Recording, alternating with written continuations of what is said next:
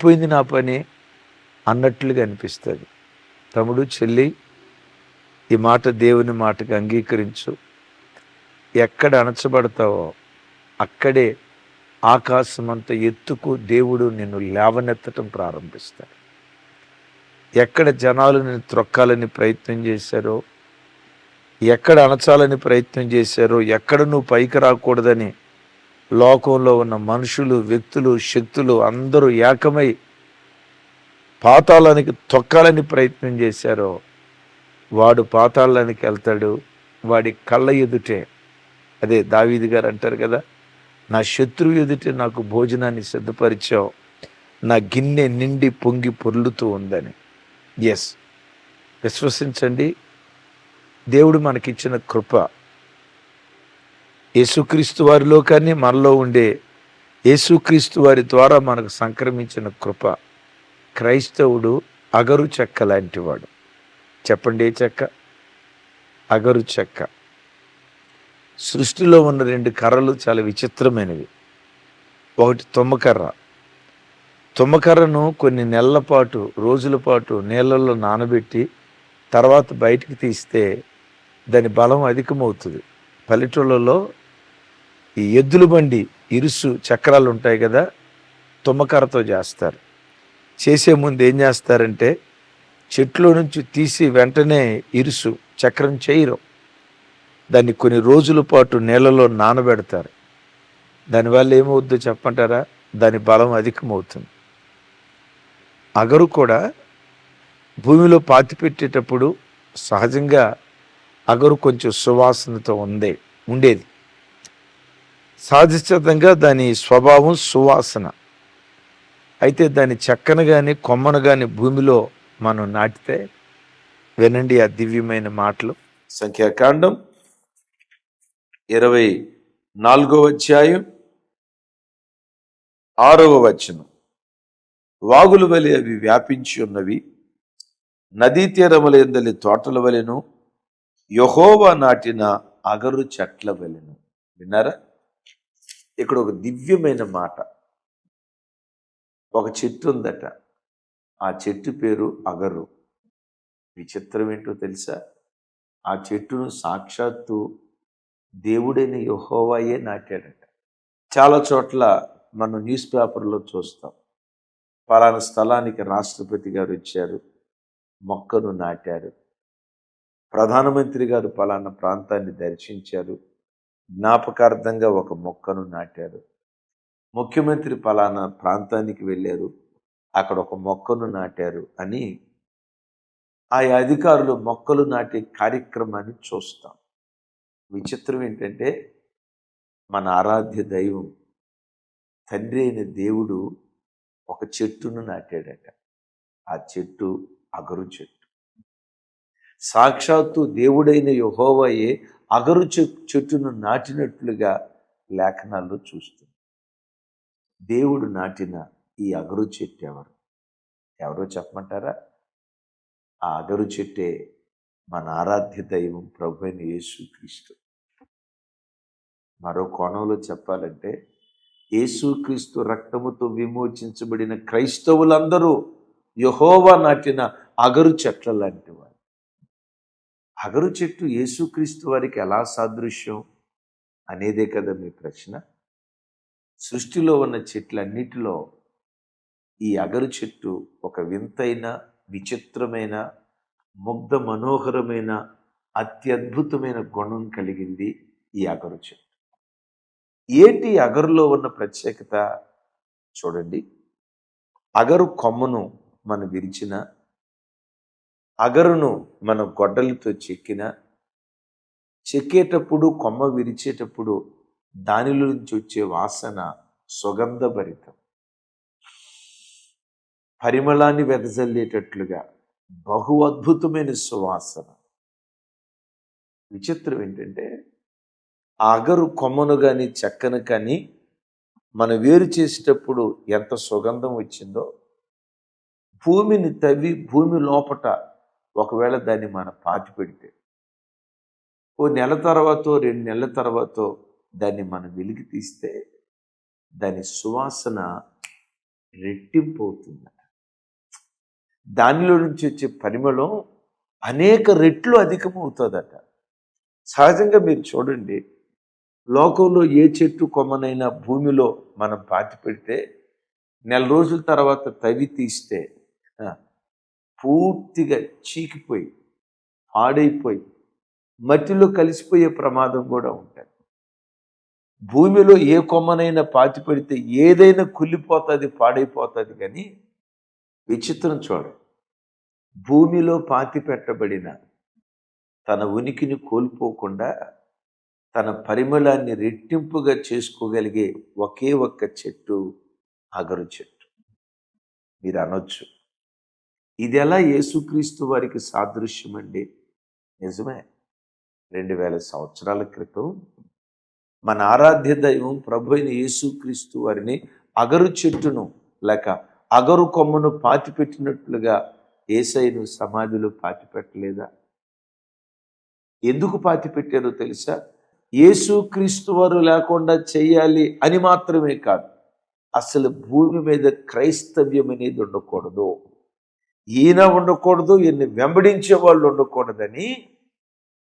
విచిత్రం తెలుసా? యేసు ప్రభువును సమాధి చేయటానికి, పాతి పెట్టడానికి వ్యక్తులు, వ్యవస్థలు, ఆకాశ మండలమందున్న దురాత్మ శక్తులు ఇవన్నీ ఏకమైపోయి యేసు ప్రభువును సమాధి చేశారు. నేను అనుకుంటా, యేసు ప్రభు వారు సమాధి చేయబడినప్పుడు సాతాను వికటాట్టహాసం చేసి ఉంటాడు, వెర్రి నవ్వులు, వెకిలి నవ్వులు నవ్వుకొని ఉంటాడు. కానీ సైతాను గాడికి తెలియదు ఏంటో తెలుసా? ఆయన యెహోవా నాటిన అగరు చెక్క. సైతాను గాడికి తెలియని విషయం ఏంటో తెలుసా? ఆయన యెహోవా నాటిన అగరు చెట్టు లాంటి వాడు. 3 రోజులు సమాధిలో ఉన్నారు. 3వ దినాన తెల్లవారుతూ ఉండగా మరణమా నీ ముళ్ళు ఎక్కడ, మరణమా నీ విజయం ఎక్కడని మరణపు ముళ్ళును విరిచి సమాధి గుండెను చీల్చి అగరు చెక్కవలే మృత్యుంజయుడై ప్రభు తిరిగి లేచాడు. యేసయ్య మృత్యుంజయుడై తిరిగి లేచిన తర్వాత జరిగిన ముగ్ధ మనోహరమైన కమనీయమైన రమ్యమైన దృశ్యం ఏంటో తెలుసా? యేసయ్య సమాధి చేయబడక మునుపు ఆయన పరిమళం ఇశ్రాయేలు దేశం మాత్రమే వ్యాపించింది. ఆయన పునరుద్ధానుడై తిరిగి లేచిన తర్వాత, అగరు చెక్కలాగా బయటకు వచ్చిన తర్వాత ఆయన పరిమళం ప్రపంచ దేశాలన్నిటికీ వ్యాపించింది. దైవజనమా, ఎక్కడెక్కడికి వ్యాపించింది? ఒక ఇశ్రాయేలు దేశానికి మాత్రమే కాదు, అమెరికా నుండి ఆస్ట్రేలియా వరకు. మన మధ్య ఎవరు అన్నారు, అన్నయ్య నేను న్యూజిలాండ్లో ఉంటాను అన్నయ్య, మీరు ఆస్ట్రేలియా కాదు న్యూజిలాండ్ చెప్పండి అన్నయ్య. థ్యాంక్ యూ తమ్ముడు. యేసయ్య అమెరికా నుండి న్యూజిలాండ్ వరకు ప్రపంచంలో ఎన్ని దేశాలు ఉన్నాయో యేసయ్య పరిమళం ప్రపంచమంతా వ్యాపించింది. దాని గురించి యేసుక్రీస్తు వారు ఒక మాట అంటారు, చూడండి. యోహాను సువార్త 12వ అధ్యాయం 32వ వచనం.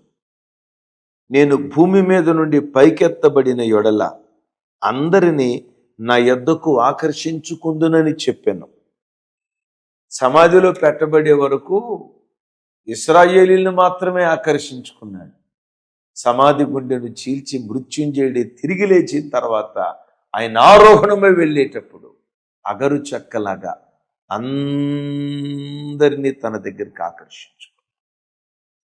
యేసయ్యను తొక్కాలనుకున్నారు, యేసయ్య జీవం భూమి మీద నుంచి తుడిచివేయాలనుకున్నారు. తుడిచివేయాలనుకున్నవాడు తుడిచిపెట్టబడ్డాడు.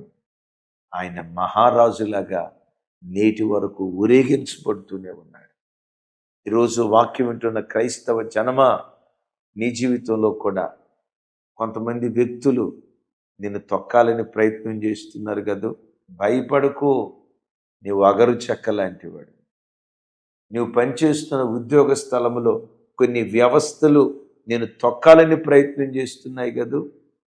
షడ్రక్, మెషక్, అబేద్నెగోలు, దానియేలులను బబులోను దేశంలో వ్యవస్థలు తొక్కాలని ప్రయత్నం చేయలేదా? తొక్కాలని ప్రయత్నం చేసిన వాడు తొక్కబడ్డాడు. అగరు చెక్క లాంటి షడ్రక్, మెషక్, అబేద్నెగోలు, దానియేలులు అంతకంతకు హెచ్చించబడ్డారు.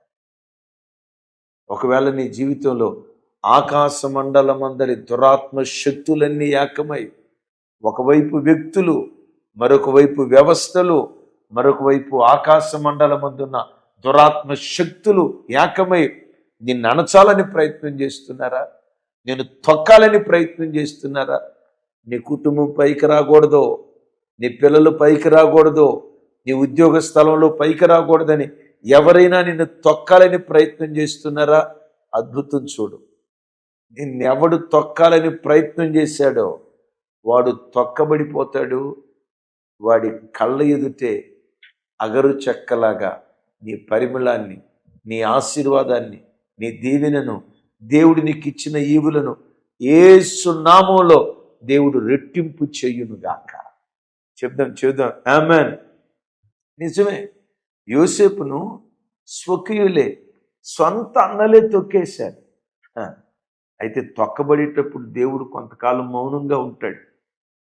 యేసయ్య సమాధిలోకి వెళ్లకుండా దేవుడు ఆపల, సమాధిలోకి వెళ్ళేదాకా మౌనంగానే ఉన్నాడు. సమాధిలోకి వెళ్ళిన 3 రోజుల వరకు దేవుడు మౌనంగానే ఉన్నాడు. 3వ దినమున బైబిల్లో చూస్తాం కదా, దేవుడు ఆయనను లేపెను. చెప్పండి మాట, దేవుడు ఆయనను లేపెను. దైవజనమా, నీ జీవితంలో కూడా సమస్యలనే సమాధిలోకి వెళ్ళే వరకు మౌనంగానే ఉంటాడు. ఆ సమాధిలోకి వెళ్ళిన కొన్ని రోజుల వరకు దేవుడు మౌనంగానే ఉంటాడు. విచిత్రం తెలుసా? నిర్ణీత కాలం పూర్తయిన తర్వాత ఏ దేవుడు అంతకాలం మౌనంగా ఉన్నాడో యేసు నామం పేరిట ఆ దేవుడే నిన్ను లేపునుగాక, ఆ దేవుడే నిన్ను పైకెత్తునుగాక. నిన్ను లేపేటప్పుడు ఎలా లేపుతాడు తెలుసా? యోబు పోగొట్టుకోక మునుపు కలిగిన దానికంటే లేపేటప్పుడు రెట్టింపునిచ్చినట్లుగా నీ జీవితంలో నీవేవేం పోగొట్టుకున్నావో నిశ్చయంగా రెట్టింపు దేవుడు నీకు అనుగ్రహించబోతున్నాడు. క్రైస్తవుడా, నీవెవరివో తెలుసా? యెహోవా నాటిన అగరు చెట్టు లాంటి వాడివి. ఆమేన్. వ్యక్తులేకమైన, వ్యవస్థ లేకమైన, ఆకాశ మండలి దురాత్మ శక్తులు వేకమైన నీ ఆశీర్వాదాన్ని ఎవడు ఆపలేడు, నీ దీవెన ఎవ్వడు ఆపలేడు, దేవుడు నీకు ఇచ్చిన మహిమను ఎవ్వడు ఆపలేడు. ప్రపంచమంతా నీకు శత్రువై, లోకమంతా నీకు విరోధమైన, భక్తుడు అంటాడు కదా, యెహోవా మన పక్షమున ఉండగా మనకు విరోధి ఎవడు? ఒకవేళ ఈరోజు నువ్వు తొక్కబడ్డావా? తొక్కబడిన దేవుని దగ్గర నుంచి నీకు సమాధానం రాలేదా? కొంతకాలం ఓర్చుకో. తొక్కబడే దినాల్లో సైతాను ఒకవేళ నిన్ను చూసి పక్కపక్క నవ్వుతూ ఉంటే ఇలాను, పిచ్చిదానా, ఒరే సైతానుగా, నేను అగర చెట్లు అంటూ ఉండరా, నీకు తెలియదు. నేను భూమిలో పాతి పెట్టబడతాను నిజమే, కానీ లేచేటప్పుడు రెట్టింపు వాసనతో లేస్తానురా. సైతానా, నువ్వు సిగ్గుపడతావు, నా ద్వారా దేవుడు మహిమపరచబడతాడు. విశ్వాసపు మాట మాట్లాడు. ఓ దివ్యమైన కథ మీకు చెప్తాను. ఒక రైతు కొబ్బరి చెట్టు ఎక్కాడు. ఒక కొబ్బరికాయ కావాల్సి వచ్చి వాళ్ళ ఇంట్లో ఒక శుభకార్యం జరుగుతుంది. వాళ్ళ సాంప్రదాయ ప్రకారం ఆ కొబ్బరికాయ కోసుకుందామని పైకి ఎక్కాడు. అలా కోసేటప్పుడు ఒక కొబ్బరికాయ జారి కింద ఉన్న బురద నీటిలో పడింది. సరే, ఇది జారిపోయిందిలని ఇంకో కొబ్బరికాయ కోసుకొని అది ఒడిలో పెట్టుకొని చక్కగా కిందకి దిగాడు. ఈ చిత్రం ఏంటంటే, ఆ చేతిలో ఉన్న కొబ్బరికాయని శుభ్రంగా ఇంటికి తీసుకెళ్ళాడు. మినరల్ వాటర్తో దాన్ని శుభ్రంగా స్నానం చేయించాడు. దేన్ని? కొబ్బరికాయని మినరల్ నీళ్ళతో శుభ్రంగా స్నానం చేయించాడు. వాళ్ళ ఇంట్లో వివాహం జరుగుతుంది. ఆ వివాహ వేదిక దగ్గరికి తాలిబొట్టు తాడు తీసుకెళ్ళటానికి ఈ కొబ్బరికాయకి కుంకుమ బొట్లు పెట్టి, ఏ బొట్లు? కుంకుమ బొట్లు పెట్టి ఈ కొబ్బరికాయని బంగారు పళ్ళెంలో పెట్టి ఆ కొబ్బరికాయకి తాలిబొట్టు తాడు కట్టి ఊరేగింపుగా తీసుకెళ్తా ఉన్నారు. ఇది ఎండకి ఎండకుండా పైన గొడుగు పట్టారు. దుప్పట పడతారు కదా పల్లెటూళ్ళల్లో, పెళ్ళిళ్ళ కార్యక్రమానికి గొడుగు దుప్పట పడతారు కదా. మళ్ళీ ఆ దుప్పటికి మధ్యలో కర్ర ఒకటి ఊరేగింపుగా తీసుకొని వెళ్తా ఉంటే ఈ కొబ్బరికాయ అనుకుందట, నన్ను చూడు, నా సోకు చూడు, నన్ను చూడు, నా భోగం, నా వైభోగం చూడు. మినరల్ వాటర్తో స్నానం చేయించారు, నాకు కుంకుమ బొట్లు పెట్టారు, బంగారు పళ్ళెంలో పెట్టారు, తాలిబొట్టు తాడు నాకు పెట్టారు అనేది మురిసిపోతా తనతో పాటు ఉండి జారి బురదలో పడిపోయిన కొబ్బరికాయ దగ్గరికి వచ్చి అంటదట, పిచ్చిదేనా, నీ బతుకు చూడు, బురదలో కూరుకుపోయావు, బురదల మధ్యలో ఉన్నావు, నా బ్రతుకు చూడు, మినరల్ వాటర్తో స్నానం చేయించారు, నన్ను ఎక్కడ పెట్టారో తెలుసా, బంగారు పళ్ళెంలో పెట్టారు, నాకు వేడితో స్నానం చేయించారు తెలుసా, చెప్పండి, మంగళసూత్రం పెట్టారు, చూడు నన్ను ఊరేగింపుగా తీసుకెళ్తున్నారు, నీ బతుకు చూడు, బురద గుంటలో పడిపోయావు, నీ బతుకంతే, ఇది విర్రవీగుతుందట. తమ్ముడు, చెల్లి, నీ జీవితంలో కూడా బురదలనే సమస్యల వలయంలో చిక్కుకొని పోయిన నిన్ను చూసి అనేక మంది నవ్వుతున్నారా, ఎగతాళి చేస్తున్నారా? అయిపోయిందిరా వీడి పని, అయిపోయిందిరా వీళ్ళ సంసారం, మళ్ళా వీళ్ళ పిల్లలు బాగుపడరు, వీళ్ళకి మంచి దినాలు రావు, అయిపోయిందిరా వీళ్ళ బ్రతుకు అన్నట్లుగా నలుగురు నిన్ను చూసి నవ్వుతున్నారా? ఆ బురదలో పడిపోయిన కొబ్బరికాయని చూసి కూడా ఊరేగింపుగా వెళ్తున్న ఈ కొబ్బరికాయ నవ్వుతూ ఉంటే, ఆ బురదలో పడిపోయిన కొబ్బరికాయ అంటుందట, ఎగతాళి చేస్తున్న కొబ్బరికాయని చూసి, ఓ పిచ్చిదానా, నీ భోగం ఒక్కరోజే, నీ వైభోగం ఒక్కరోజే, ఇప్పుడు నేను ఊరేగింపుగా తీసుకొని వెళ్తారు, ఆ తాలిబొట్టు తాడు నీ మెడలో నుంచి తీసేసిన తర్వాత ఏదేస్తా చెప్పండి, కొబ్బరి బొండం కత్తి ఉంటుంది కదా, ఆ కత్తితో కొట్టి నీళ్లు తాగేసి నేను 2 ముక్కలుగా తీర్చి ఎండలో ఎండేస్తారు. నేను బురదలో కూరుకుపోయే నిజమే, బురదలో కూరుకుపోయిన నేను మరలా మొలకెత్తుతా, మొక్కనవుతా, మహావృక్షాన్నవుతా, నాలో నుంచి అనేక కాయలు బయటకు వస్తాయి, నాలో నుంచి బయలుదేరి వచ్చిన అనేక కాయలు భవిష్యత్తులో వేలాది చెట్లుగా మారిపోతాయి. ఆ వేలాది చెట్లలో నుంచి లక్షల కొలది కొబ్బరి బొండాలు వస్తాయి, లక్షల కొలది ప్రజల దాహార్తిని నేను తీర్చబోతున్నాను. ఈరోజు బురదలో తొక్కబడ్డా నిజమే, మరలా నేను మొలకెత్తుతాను చూడు, విశ్వాసంతో మాట్లాడుతుందట. తమ్ముడు, ఈ వాక్యం వింటున్న చెల్లి, తొక్కబడ్డావా బురదలో? అవమానాలని బురదలో తొక్కబడ్డావా? నిందలని బురదలో తొక్కబడ్డావా? తిరస్కారాలని బురదలో తొక్కబడ్డావా? నా బ్రతుకు నవ్వులు పాలైంది, అవమానంతో తలదించుకుంటున్నావా? వ్యక్తులు, వ్యవస్థలు, ఆకాశమందలి దురాత్మ శక్తులు ఒకవేళ బురదలో నిన్ను తొక్కేసాయా? సైతాను నిన్ను చూసి నవ్వుతున్నాడా? నిన్ను చూసి నవ్వుతున్న సాతాను మీద విశ్వాసంతో మాట్లాడు. ఓ సైతానా, నేను విత్తనం లాంటివాడిని, విత్తనాన్ని భూమిలో పాతి పెడితే అది మరలా మొలకెత్తినట్లుగా నేను మరలా మొలకెత్తబోతున్నాను, మహావృక్షం కాబోతున్నాను, రెట్టింపు మహిమతో నా దేవుడు నన్ను పైకి లేవనెత్తబోతున్నాడు. ఎందుకో తెలుసా? క్రైస్తవుడా, నిశ్చయముగా ఇది నీ జీవితంలో నెరవేర్చబడుతుంది. ఇది నిశ్చయం. మీరు అనొచ్చు, అన్నయ్య నా జీవితంలో నిశ్చయంగా నెరవేర్చబడుతుంది అని మీరు ఎలా చెప్తారు అన్నయ్య? ఎలా చెప్తానో చెప్పమంటారా? మన ఆరాధ్య దైవం యేసయ్య జీవితంలో నెరవేర్చబడిందా లేదా? ఆయన ఎవరు? యెహోవా నాటిన అగరు చెట్టు. క్రైస్తవుడా, నీ దేవుని జీవితంలో నెరవేర్చబడితే నిశ్చయంగా నీ జీవితంలో కూడా నెరవేర్చబడుతుంది. నీవు అగరు చెట్టు వంటి వాడివి. మరలా లేవనెత్తబడబోతున్నావు, మరలా పైకెత్తబడబోతున్నావు. దేవుడు నిన్ను లేవనెత్తబోతున్నాడు. అంతకాలం నిన్ను చూసి ఎగతాళి చేసి నవ్విన నోళ్లకు దేవుడు తాళం వేయబోతున్నాడు. యేసయ్యకు మహిమ కలుగును గాక. యెహోవా నాటిన అగరు చెట్ల వలె దేవుడు మనల్ని దీవించును గాక. మీ కొరకు నేను ఇప్పుడు ప్రార్థన చేయబోతున్నాను. బురద లాంటి సమస్యల మధ్యలో, అవమానాల మధ్యలో, నిందల మధ్యలో, వ్యక్తుల ద్వారా, వ్యవస్థల ద్వారా, ఆకాశమందలి దురాత్మ శక్తుల ద్వారా అణచబడిన క్రైస్తవ జనమ, దేవుడు మరలా మిమ్మును లేవనెత్తేటట్లుగా మీ కొరకు ప్రార్థన చేయబోతున్నాను. ప్రార్థనలో ఏకీభవించండి. తండ్రి, మీకు స్తోత్రం.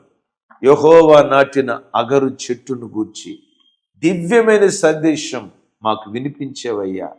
యేసు నామం పేరిట అగరు చెట్టు వలె ఈ బిడ్డలు మరలా పైకెత్తబడుదురుగాక. రెట్టింపు మహిమతో యేసు నామం పేరిట వారిని మీరు లేపుదురుగాక. దేవుడు ఆయనను లేపెను అని వ్రాయబడినట్లుగా కన్నీళ్లు విడుస్తూ ఈ వాక్యం ఎందరూ వింటున్నారు. సమస్యల మధ్యలో కొట్టుమిట్టాడుతూ ఎందరూ అల్లాడిపోతున్నారు. వారందరి జీవితాలను యెహోవా నాటిన అగరు చెట్టు వలె నిశ్చయంగా మీరు చేయుదురుగాక. ఎగతాళి చేయబడిన చోటే, నిందించబడిన చోటే రెట్టింపు మహిమ నీ ప్రజలకు మీరు ప్రసాదించుదురుగాక. సమస్త ఘనత, మహిమ, ప్రభావాలు మీకు ఆరోపిస్తూ యేసు నామం పేరిట ప్రార్థించి పొంది ఉన్నాము తండ్రి. ఆమేన్. తండ్రి అయిన దేవుని ప్రేమ, కుమారుడైన యేసుక్రీస్తు వారి దివ్య కృప, పరిశుద్ధాత్మ దేవుని సహవాసం మనకు సకల పరిశుద్ధులకు సదా తోడై ఉండి నడిపించునుగాక. ఆమేన్. థాంక్యూ.